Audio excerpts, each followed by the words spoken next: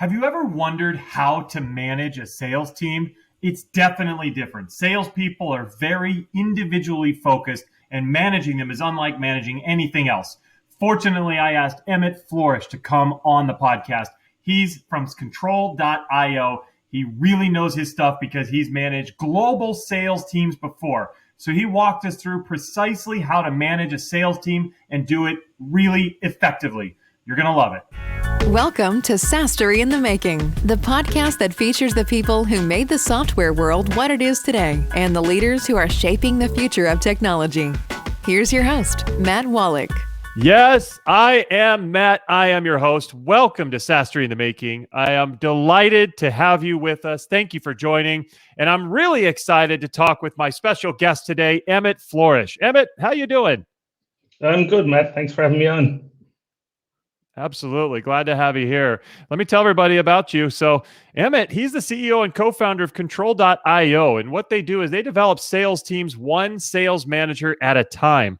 Emmet has built and scaled sales teams at every level over the last decade, from being sales hire number one to head of global sales. So if you want to know how to make your sales incredible, Emmet is the man. Once again, Emmet, thanks for coming on the show.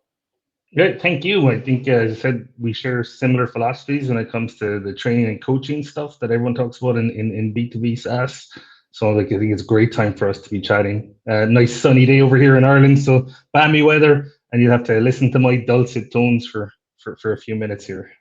I love it. Well, like I said before we started recording, I love Ireland. I've been over there. It was beautiful weather for us. You say balmy. Well, I am in Arizona, which it pretty much always is sunny in Arizona. And for us right now, it's about 110 degrees, which I think equates to somewhere around 40 degrees Celsius for those of us who go by Celsius. Really, really hot here. Not quite so balmy, though. It's very dry here in Arizona. That is hot weather. I lived in Texas for 5 years when I worked for CA Technologies, the hair drive company.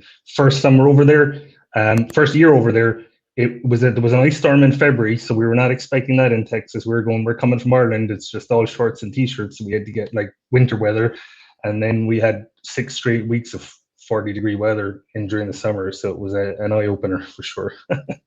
Wow, absolutely. Yeah, Texas is similar. But tell me, what's going on with you guys at Control.io and what's coming up for you? Yeah, I mean, we got a lot going on. Right now, we're full on product development mode. Give you a bit of a background on the company. We created a SaaS product 2 years ago that we sold, and I say somewhat successfully. I'll call it moderately successful. It wasn't a dismal failure, but we didn't exactly set the world alight either. And we kind of realized there was a bigger opportunity in front of us to help sales managers do things slightly different way. So we kind of shelved that product to focus on this new one. It wasn't so much a pivot that we did, as you hear that word pivot a lot in startups, but we just did more of a course correction. I mean, we still have our fundamental core belief that investing time in coaching and developing your sales reps is the way to go for success. We're just implementing that in a little bit of a different way. So we've set out to create this product for sales managers that helps them manage and coach their teams. And we spent a huge amount of time talking to sales teams across the world. I have an extensive network because I worked in the States for 5 years, and over here in Europe since 2009. I've got contacts a small amount of contacts in APAC, and myself and my co-founder Julie Matkin, we're like sponges, and we've just absorbed all this information that we could get from all the sales managers that we talked to make sure we're putting the right things into the product. We put an early access program out there. We got I'd say about 30 sales managers in about 11 different companies, 3, maybe 4 different industry types to kick the tires in the product. We got some really, really good feedback, and that's important for the stage that we're at. And it just helps shape our future development plans, and writing in all that functionality, based and designs based on what those customers told us and what's important to them. And I think one of the big things that we figured out too is, we cut off a potential pool of customers by focusing just on a Google integration, because our background in SaaS is all about Google and the companies that we've worked with and stuff like that. And a lot of my network are larger enterprise people, and it was hard to get those folks looking at things. So we just we're plowing straight ahead, and we said we do an Outlook integration first and foremost before adding any other functionality, and we are like days away from pushing that into production. So that's going to really help us a lot, I think. I love it. What does the program offer that other similar platforms don't have, and how are you differentiating yourselves? Yeah, it's interesting, right? So we've been around the world for sport on our messaging and where we sit, and like there's lots of different ways to look at this. And Control.io is a product. It helps sales managers, and for us, sales managers that we classify that we have the best, our ICP for one of better terminology is B2B SaaS, usually in growth mode. Um, our first product was for startups with a bit of product market fit, small amount of investment up to Series A. But I was talking to someone in California recently about this product, and they were saying like, yeah, you're more focused on that Series B to D growth space, right? So we kind of help those sales managers get control of the day and build a bridge between all that blocking and tackling and the reactive stuff that a sales manager has to do. You know yourself when you're managing sales teams, what has to get done, and that you're trying to have that lofty goal of hitting your number and developing your team, but then you're also trying to improve the rep productivity and the prime directive, hit your number. Prime directive for a sales manager, make sure your team is doing all the right things. So we created that product that it's super easy and lightweight to just jot down a note or commitment from a conversation. Your reps know it's exactly what's expected of them.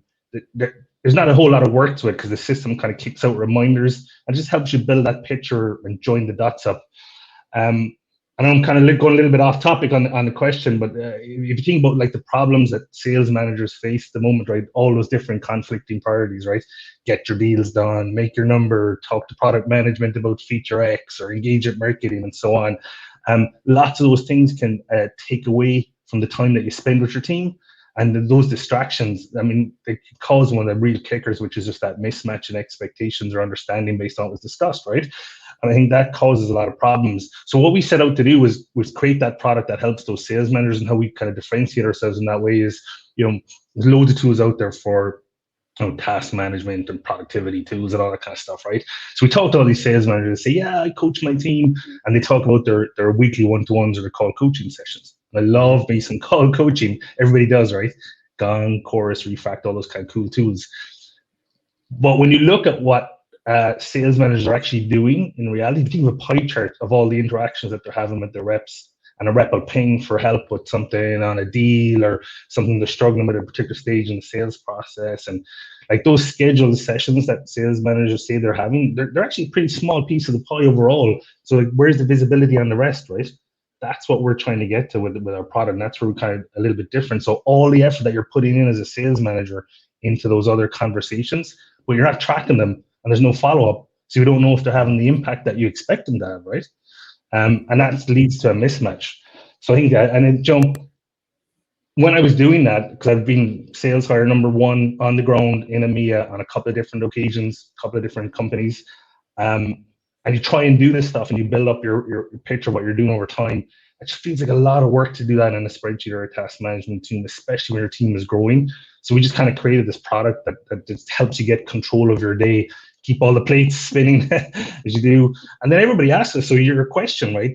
And trust me, I'm getting to your question. You got to answer it. You're asking me what's different from the similar platforms. Everybody asks, everybody anchors what they know. So I say, hey, I'm going to help you with performance management or productivity. And you go, great, it's a sales performance management tool. Oh, not really, because everyone asks, does it integrate with CRM? And a lot of sales performance management tools, they have their dashboards and they have their CRM integrations and their analytics that pile in on top of that. I love the AI play tools, by the way, but they're only as good as the data that's going into the CRM, so they're only as good as your sales process, right? So good data in, good data out, bad data in, bad data out. Then we say, okay, I'm going to help you with coaching. Go, oh, you're a call coaching platform. I said, not really, but it sits very nicely beside those. And I think you probably will appreciate this phrase, preaching to the choir. I don't that translates over there, but like when you do call coaching, or you tell someone they have to do call coaching, and say you're using your Gong or your Chorus or whatever, you still have to have somewhere that says, as a manager, I need you to do this based on this session, and you want all that stuff to sit in the same place as all the other things you're doing with that rep, like outside of the deal specific stuff that's sitting in the CRM, obviously, right? And what we found is the really good sales managers out there, the really successful people, they usually hack something together, right? They use docs or spreadsheets and emails and probably Slack channels and stuff like that, or just a bunch of generic tools to achieve what what Control.io does. So those DIY systems are probably the closest thing to our product. And we differentiate by having it. So all of those little things all in the one place together in the one platform is what makes it different. So my guess is, and you and I have both managed sales teams. My guess is, though, and you mentioned the really good ones are doing this, but there's a lot of the others who don't know exactly what to do, and they don't know how best to manage their team. Do you face that a lot? Do you need to do some market education to kind of coach them on how to be better sales managers and directors so that they can not only manage their teams better, but use your product more efficiently? Yeah, 100%. There's a big educational sales component to what we do. My background, everyone, when I first started a company a few years ago, I talked to all these startups and everyone goes, we just want you to be our head of sales. Will you come in and be our head of sales? And you get the big cash money offers to come in and join a company, and they go, yeah, it'd be great to do that. And I could probably do that for a year or two, make a ton of money, but it's just not scalable. So like the first product was kind of almost like that. It was like productized consulting. So that's kind of why we shifted our focus on this other product, because the Series B to D companies that are like your Series A, you go, okay, got my investors in, everyone's going to focus on sales and marketing, drive the process, get me more bums on seats, and I need to have all my salespeople lined up.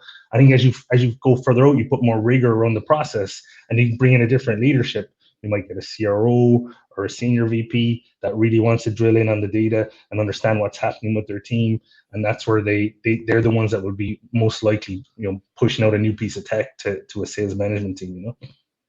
Yeah, absolutely. This is something that I've always kind of looked at as pretty funny, but what do you see as different when you're managing teams in different environments? Small, medium business type stuff that you're going after, those are really transactional sales, versus the enterprise stuff with the long, heavy sales cycles. How do you see managing those teams different? Yeah, I mean, there's quite a lot there. I mean, obviously you have some tactical level things that are different between enterprise and SMB or transactional, and I get frustrated by that, to be honest with you, because I think when I talk to companies and they make some really confusing statements around sales process. So, for example, I talk to companies and they say, "Oh, we have your stuff's very transactional. My sales guys are going to hate the CRM and they don't want to do the admin." I'm going, well, hating CRM is a piece of software. It's not the CRM that's broken, it's your process that's broken. But look, we'll park that to the side for a second, because that's a whole other podcast and a whole other discussion. But if they say, we do enterprise, we've just, we're focused on relationships, we do 3 or 4 deals a quarter, that's it. So I get it, that's cool. But like, are you not coaching and mentoring and developing those sales reps? Would you not want to get 5 or 6 deals a quarter, add a third, right, 40, 50% to your business? So like, what if you could take the process, you tweak your process, take some of the SMB learnings, apply it to enterprise and vice versa. So like the SMB transactional teams that I've led, all software, right? They've all been data driven, and they've task or activity and CRM focused. The one thing I've learned in that space, though, is that driving clarity is a must-have when you're driving volume, right? I'm going to use my quote mark fingers here. You don't have the luxury of hanging around when trying to close those deals. You have to drive clarity to get the pace to, do your 30 transactions in a month to hit your number. Make a ton of money in SMB. I think that's where a lot of guys make mistakes. They get blindsided by the big number on enterprise, but you can make a lot of money on SMB, especially in the SaaS space. But I think the enterprise folks could kind of learn the same way. And by that, I mean, okay, your enterprise, large public sector deal, do a lot of those ones, federal government in the US, and there's a kind of an RFP process or standardized procurement process to follow. It's fantastic. You don't have to stare at that deal in your CRM hoping to make something happen in June. If the close date's July and they're going to do a vendor selection in August and maybe a contract award in September. So, you peg it, move on. So you kind of have to plan your business around kind of the known knowns that you know about. So if all your deals are scheduled for December close, because that's when, again, my quote mark fingers, your enterprise that buyers buy, then I need to figure out what I need to do to pull some of that forward or create a different type of pipeline on a different date.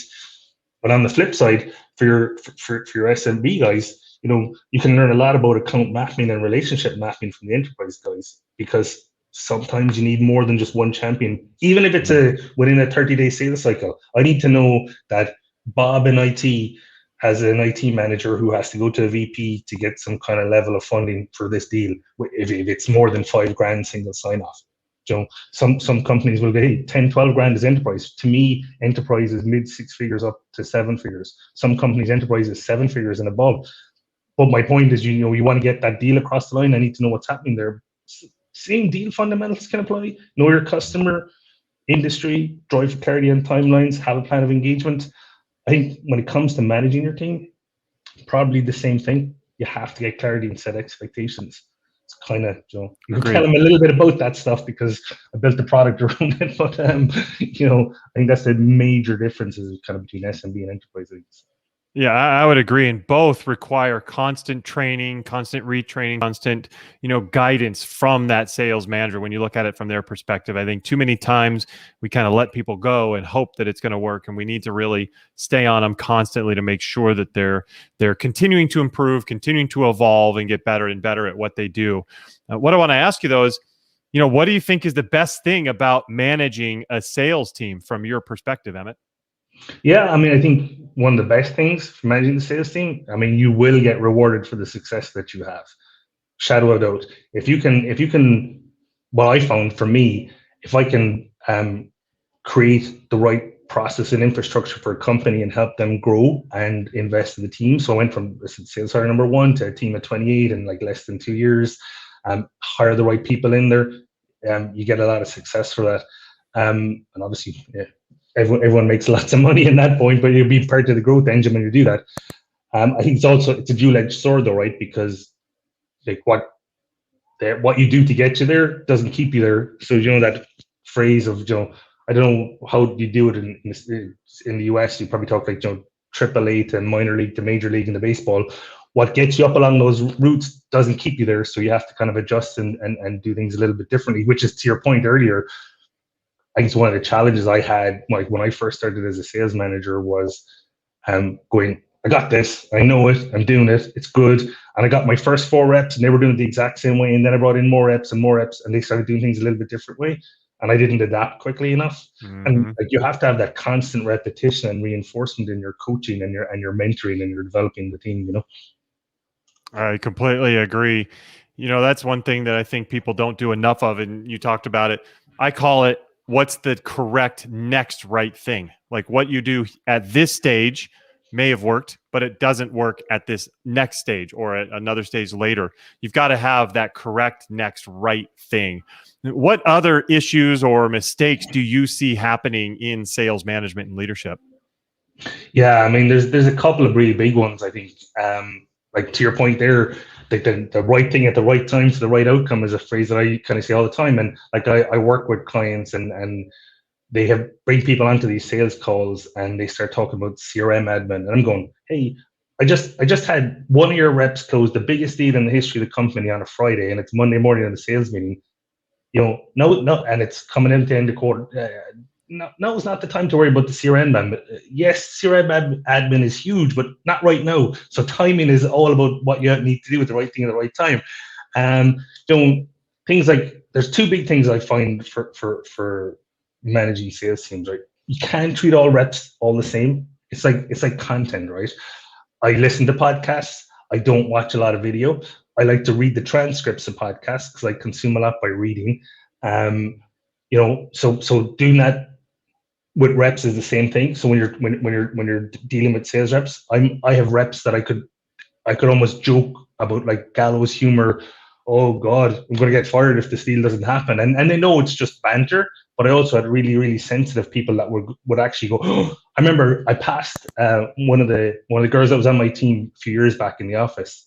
And she was walking past on the office and said, "Hey, Emma, how's it going?" And she goes, "Oh, you're there." I said, half day, is it? And she goes, "Oh, you used to say that to me in the office all the time when I was leaving, and it used to make me feel terrible." I never realized it made her feel terrible, right? Because it was just a joke. It was something an old VP used to say to me. If you were finishing on time, it was a half day. So you got to realize that every rep's a little bit different. And then I think one of the challenges a lot of managers have is the big one, right? And you probably see this in your space is people hiding in spreadsheets. Like I love sub data. I love spreadsheets. I build really complex ones and fancy dashboards. But like reporting is just part of the job, but it's not the one that makes the biggest impact. It won't impact on your sales reps at all. You have to guide and coach them, you know. I absolutely agree. I call it, people get locked into being CRM managers instead of people managers, right? They're really focused on looking at the numbers, the CRM and this, and they kind of, as a manager, the director, VP, whatever it is, they kind of just lock in on the computer and they're just watching the numbers the whole time instead of get out there, talk with your people, meet with them, work with them, role play with them, make sure that they have the support. And I've been guilty of it myself when I get a little too locked in on the CRM or on spreadsheets, like you say. Don't leave it up to just watching the numbers on a screen. Make sure that you're communicating with your people, supporting your team, giving them everything they need. Be, personable with them. Continue that training, and that's huge. I completely agree, Emmet. Yeah, I think it's a symptom of for me, it's a symptom of B2B and SaaS particularly, because it's where I've seen the most of it happen. And like other industries, not as much, but on the software side and like I've been in inside sales, and I guess the new word for that is virtual selling. Since I moved back to the States. When I was in the States, it was field sales. When I came back, it was inside sales. So since 2009, and we managed to a certain extent on CRM stuff, but like B2B SaaS, I think it's just a model that worked maybe 10 years ago to beat people up, and like you're seeing as a manager, you're the lever on the productivity. So I talked to a CEO recently, and his head of sales said, yeah, I went out there and he had a problem with the SDR, and put a rocket under him, and he went out there and he made more calls. I said, but is that really the right approach?